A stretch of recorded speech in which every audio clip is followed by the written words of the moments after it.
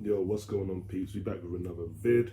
Make sure you like, subscribe, and share. We got the review for the game against West Ham in the Carabao Cup quarterfinals. Tottenham 2, West Ham 1. And I admit, going into the game, West Ham have been a thorn in our side for the last couple of seasons.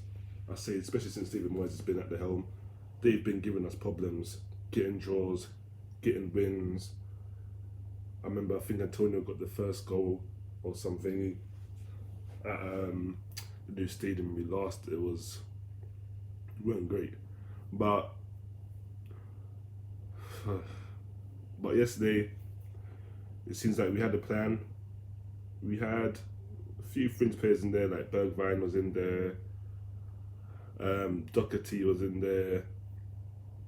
Not used to those two boys starting. To be fair, Matt Doherty wasn't bad, so I'll give credit where it's due. Our defence was pretty solid. Eric Dyer made a mistake for their goal, but I think Conte jinxed it, saying he could be one of the best defenders in the world. I think he gave him a little curse and jinxed him, and he showed his ability. His true ability came out afterwards, but we went on to win the game 2-1. We got the goal through Bergwijn, and to be honest, we would deserved it. We were definitely the better team. Keane had a chance early on, but I think the pass from Moura was good, but it sent him a bit too far out, so you couldn't bend it in. But we definitely looked the more likely to score. Then we got the goal, and once we got the goal, they woke up and they started coming forward. Lloris, definitely the man of the match, put off some good saves from Souček's headers. He saved like 2 of them, 3 of them. Brilliant to keep us in the game. But again, we're the creators of our own downfall. We have the ball, pass it out to Eric Dyer. I don't know why they went short like that. And Eric Dyer has the ball, looks in front of him so he can see everything unless he's blind. I don't know if maybe he's like short-sighted, I don't know, maybe. But he passed it, something you should never do as a footballer, and you should know that as a footballer. You never pass across the front of your box, and you never just kick the ball into the centre of the pitch aimlessly as well. You just don't do it. That's something you learn as a kid. So I don't know what he was doing as a big professional on all that money, but he chose to do it, intercepted. I think Lanzini gets the ball, fizzes it into Jared Bowen, and again, who's there? Dyer. He skins Dyer, turns him inside out, and rips on in the bottom bin as though he's had no chance. 1-1. And then a few minutes later, we go up the other end. The mentality was good. We didn't drop our heads and just dip out. We came with the fight. We went, got the goal through Lucas, and then third half it was close. It was kind of even, but you could say that we probably just deserved it. Second half, however, for about half an hour, we were probably 40 minutes, we were battered. Because I say around the 50th minute mark, we had no possession of the ball. I remember, like, one part of the game in the last 10 minutes, they had 89% possession. So I would like to see the stats for the second half and the stats for the first, because I could easily say they probably had at least 70% of the ball, probably more. We had a chance through Son. Kane won the ball nicely, fizzed the ball into Son. His touch went great, showed too much to the defender, and the keeper came and claimed it. But other than that, second half, they didn't have any chances. So if West Ham scored, I don't think we had the retort, because we never looked like scoring. It's like we had a plan to just sit back, absorb the pressure and defend. And if we can get a little break, then we do that. Other than that, we're just going to shut up shop. And that's what they did for 40 minutes. And to be fair, even though West Ham had all the ball, they didn't really do anything with it. They had it, and it was like knocking it back. I think Benrahma came on, had a couple of chances, but nothing really threatening the goal. But it could have went either way, second half. So luckily for us, it went in our favour. We end up winning, going through to the next round. And now we face Conte's old team. We face Chelsea. And I believe it's January, the first leg. There's 2 legs in the semi-final, as you know. So let's give us some kind of a chance that it's not a one-off game. At the same time, you probably would prefer that, but it's going to be over the 2 legs. And I don't know, there's either Liverpool or Arsenal or Chelsea. And out of the 3, on current form, we would definitely take Chelsea because they've been dropping points. They've been getting draws against teams that they should be beating. And now Tuchel's under pressure, so maybe it is the team you wanna get in the semis so you can get through to the final. But again, we're gonna have to play better than we did in that second half if we want to really make a thing of this and really get to the final minute. And Bergwijn, I see people saying Bergwijn should stay now because he got a goal. I don't think he should stay because he got 1 goal. He wasn't really great in that game, let's be real. He gave away the ball. He had heavy touches. Obviously, he's not played so fair. People might say he's not really had no game, so he's probably a little bit rusty. But for me, no, just because you score a goal, you can't say someone needs to be sold. They're not good enough. They've been here long enough and they've not adjusted. They're poor.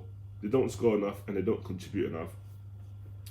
And then once they get in the game, whether it's a quarter-final, semi-final, final, whatever the case may be, score 1 goal, have a average match, and then all of a sudden now you're saying you want them to stay. Don't sell them.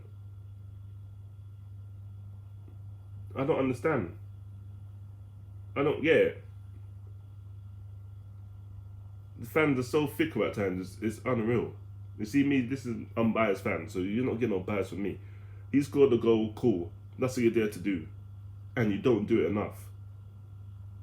You got the goal tonight, cool. That's what I've been wanting to do for the longest. If you was doing that, like, I don't know, maybe you score, 1 goal every 3 games or something, cool. Or you get a couple of games, but you don't.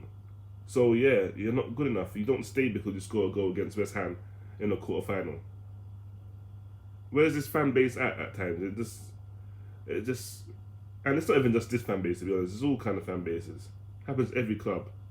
They want someone out and they score a goal or score a couple of goals. Then all of a sudden they're no, let's keep him. Let's keep him. No, we need better. He don't contribute enough. He's not good enough on the ball. In that game, he had heavy touches. He kept giving the ball away. Indecisive.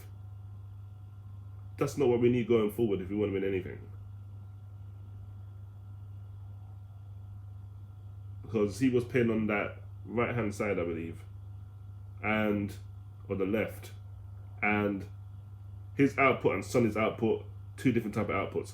If he was like Son, banging in goals, but this is he's going through a rough patch like Harry Kane, then I would say, you know what, he's gone through a little rough patch. But he's been going through this patch since he's been here. And, sorry, there's no emotional attachment. It's not like he's come through our youth academy or nothing like that. He's been brought into the club from PSV. He's not lived up to it like Janssen. You need to go. No one was giving Janssen a chance when he weren't scoring. They wanted him out. All he was doing was scoring pens, but everybody wanted him out. And he probably scored more goals than this guy. But they wanted his head on a stick saying, nah, he's got a goal, not good enough. Just keep the same energy is what I'm saying. He's not good enough, he needs to leave. Unless Conte can get something, unless I see something like, oh yeah, there might be a little chance. He's turning his form around, which I've not seen. Then, boy, out. And he ain't got long because the window opens on the 31st of December. So, if it ain't turned by then, in the next game, or whatever the case, if he plays, I'm sorry, you gotta go. And it's just that simple. I don't care about no emotional attachments. I want to win. And if you're pulling the team down and you're not helping, then you gotta go. As simple as that. Sissoko is the same. Not doing enough. If I'm wanting him out, you gotta leave. Winks has come in, and credit to him, he's taken his chance. No matter, he gave the ball away quite a bit, a couple of times yesterday, but overall, since Conte's been here, he's definitely played a lot better. So if Conte wants to keep him, you could say, right, you know what, he's getting the best out of him, so fine. And he's not looking like deadwood like he's looking before. Same with Ben Davis. We still need a replacement, but he's looking decent under Conte. I've not seen that under Bergwijn. So for me, you gotta go. As simple as that. And I saw that to say that's the end of the vid. That's enough of my rant. I just had to say that because I've been seeing people say keep him in, and I don't get it. He's been here like how many seasons? Under Poch he came in. So yeah, I don't know. It's not enough for me. He scored against Man City in his debut, that banger. He scored another goal somewhere against Man United. That's it. Not nowhere near enough for that money. Sorry, you gotta go. If anyone will even take him, who knows? But for me, it's like he's here in London for vibes, and we don't want no player here for no vibes. We've really got Dele Alli for vibes. It looks like he's playing a bit better on the Conte as well. But it is what it is. But make sure you man like and subscribe. Big yourselves up. Christmas is coming. Make sure you have a good Christmas. Drink responsibly. Especially, you can get, if you want them heavy drinks, like the spirits, just drink responsibly and stay in your house. That's the best bet. Don't go out on the street and act a fool, get yourself arrested or beaten up or something crazy. Stay in your house, have a little drink, get merry, chill with your fam, and just be safe, because it is crazy out here. And obviously COVID's still about, so please, people are dying still, so RIP to everyone that's lost their lives, and condolences to all the people that lost their family and friends. It's definitely real. And to the next vid, I'm out of there. Peace. Have a good Christmas, guys. I'm out.